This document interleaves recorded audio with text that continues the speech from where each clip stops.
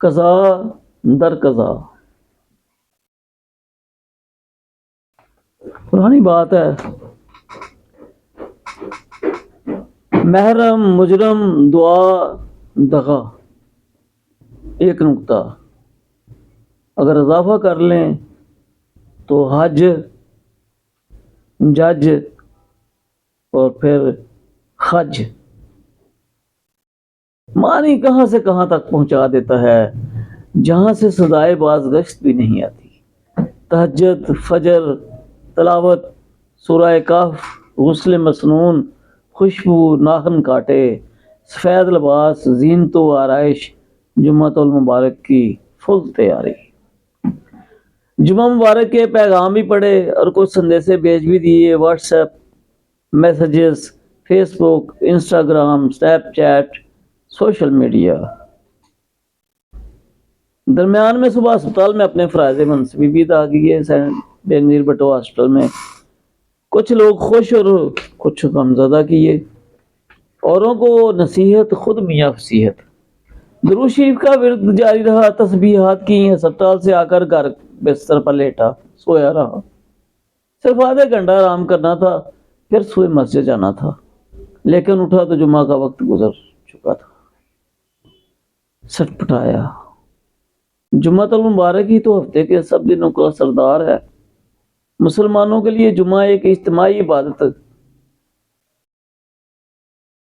دل بینا نے آواز دی، اور کرو قضا کی باتیں، اب کرو خفا کی باتیں.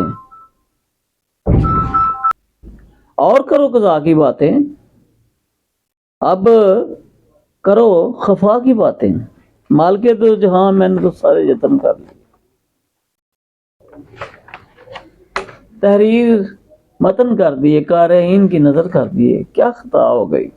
غالباً نیند نے خماری چڑھا دی، جسم نے تھکاوٹ کر دی، روح کا ذکر نہیں. سورہ کہف میں اللہ تعالیٰ نے فرمایا آپ صلی اللہ علیہ وسلم سے یہ کفار روح کے بارے میں پوچھتے ہیں، انہیں کہہ دیجئے کہ یہ امر ربی ہے.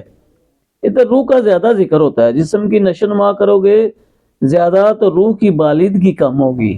جسم کو کم پریفر کرو گے تو پھر سب کچھ روح کو ریفر کرو گے. دونوں کو یکساں واقع ہوں گے تو پھر خود کو ڈیفر کرو گے. تم کچھ اور ہو جاؤ گے. پرواز کرو گے شہباز کی طرح، جسم زمین پر، روح زیر عرش، اگر باوضو ہو کر سو. قول حضرت